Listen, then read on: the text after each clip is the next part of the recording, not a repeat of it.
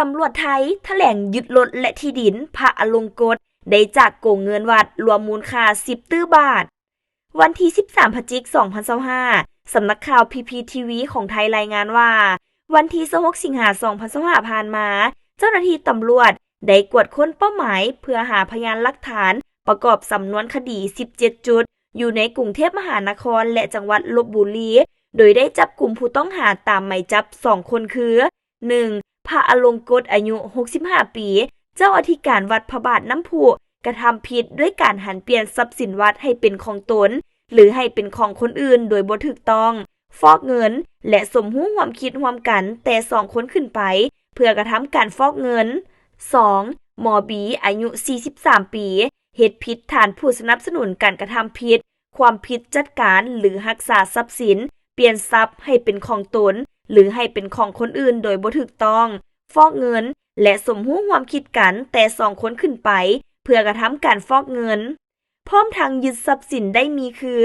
รถใหญ่3คันรวมมูลค่าประมาณ8ล้านบาทเงินสด 2,562,350 บาทกระเป๋าแบรนด์เนม3หน่วยรวมมูลค่า 400,000 บาทปึ้มบัญชีเงินฝาก21หัวรวมมูลค่า52ล้านบาทใบตะดินและใบกรรมสิทธิ์23ใบเนื้อที่รวม323กว่าไร่รวมมูลค่า70ล้านบาทภายหลังการจับกลุ่มผู้ต้องหาทั้ง2คนเจ้าหน้าที่ตำรวจกองบัญชาการตำรวจสอบสวนกลางได้สืบสวนติดตามทรัพย์สินที่บุคคลอื่นมีซื้อครอบครองไว้แทนวัดพระบาทน้ำพุและเก็บกู้คืนมาให้วัดพระบาทน้ำพุได้มีใบตะดิน411ใบ